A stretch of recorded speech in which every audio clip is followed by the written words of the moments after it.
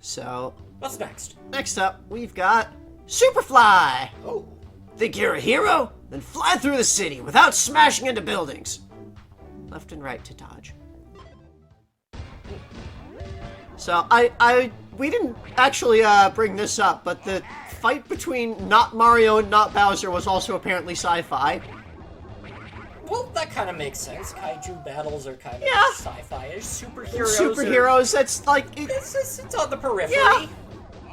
Yeah. So anyway, you hit left and right to dodge your superhero left and right. You need to avoid the buildings. On level 1, there is 1 building. On level 2, there's 2. On level 3, there's 3. The buildings are either on the far left, the far right, or in the middle. And you just dodge back and forth. Actually, no. Is there a middle? No, it's just left and right. It's just left and right. Just left. Yeah. So, that's it. You're dodging the buildings. Dodge. It's pretty simple. So yeah, Wario could have met Dribble and Spitz just by needing to take cabs. Maybe the police decided to tell him that he can't drive without a license, and so he needs to stop driving until he gets one. So either he went to them and he was just getting cab rides and then was like, hey, you guys can drive legally. Help, make me able to do that. How do I do that? That seems likely, actually, yeah. That seems to be the way Wario makes friends, is, you know, find the person who's good at the thing, make them make you how to do that.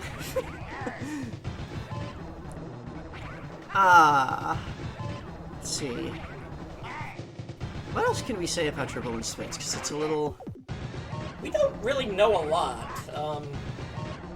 We could talk about their story mode, but... Yeah, like, I think their story was another, made-up thing. Non sequitur, really. So, yeah, Dribble and Spitz's story thing. Yeah, that was, I think, in the similar vein to Cat and Anna. I feel like that's something that they just made up as, like, something to kind of frame their games in. Right. Aerospace. Aerospace. Sidestep the arrows to spare yourself. Talk about a hairy situation. What? I don't know. So, 1, this has nothing to do with sci-fi. 2, aerospace tries to make it like a space joke, but yeah, there's no space involved. I would like to point out that all of the names of the microgames we see here are localization efforts. Okay. Like, the original names in the Japanese are, generally speaking, more plainly descriptive. Okay. Like, as far as I'm aware, they don't really have wordplay like all of the names we have in the English version do.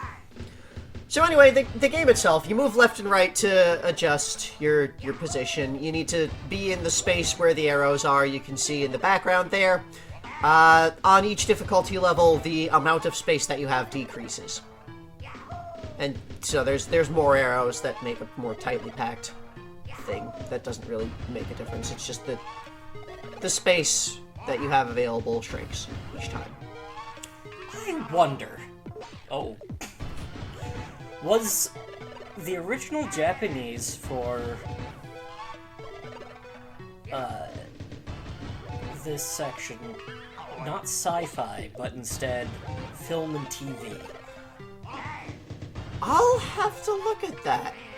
I'll put in sidebar what the original name of this category was, and see if it makes more sense given that. If it was just like a weird translation hiccup. Because yeah, there is sci-fi stuff in here. There's aliens and space fighters, but also, yeah, there's a lot of ninja stuff. The ninja stuff is in black and white. Yeah. There's giant robots. There's Manic Mechanic here. Assemble the robot parts as they fall down. Are you up to the task or not? Let's find out.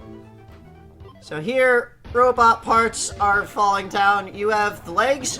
You have to move the legs left and right to catch the parts as they fall. So you catch a torso, and then you catch a head. And the different difficulty levels have smaller robots. So, you know, on level 1, it's like this big, thick, chunky Gundam-like thing. It doesn't matter how wonky it looks, as long as they make it on at all. Level 2 is like this magical girl mech? Yeah. And level 3 is like a businessman? Very narrow, thin. So, that's this. You only need, what was it, 10 points? This one gets tough. As you can see there. So why VUA? I just like the shape of the thing. I'm not entirely sure. I don't know if that has additional meaning. Like, I know V for victory. Like, I'll look into it a bit more, but, sidebar will say if I find anything about what that means. Yeah, otherwise just giant robots. Giant robots are definitely sci-fi. Yeah. That's unquestioned. Next up, UFO Assist. That UFO up there is you! Avoid the attack from below. Left and right to move UFO. Dodge! So yeah, this is like the opposite of the intro game where you're trying to shoot things down. You need to dodge. The movement of the ship below is, like, it looks kind of random, but it's not. Like, it always wavers left and right while tracking you.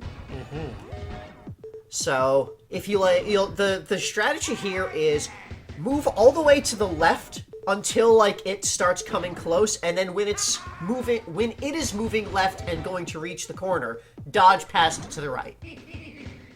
So you want to be always dodging against its current movement. Otherwise, it'll track you and shoot you more. It only shoots when it's actually in line with you. It seems like it shoots faster the higher the difficulty. It's really more a matter of, like, how far it wavers each time, and, like, how far it moves. It moves a lot farther along as the speed increases. Like you're seeing here, it's like crossing half of the stage with the one waver instead of needing a couple to get across. So this gets very difficult quickly. But, I found the pattern that worked for most of it. And then it stopped working immediately right here. Yeah, it worked exactly well enough to clear the goal, and then I could not get anymore.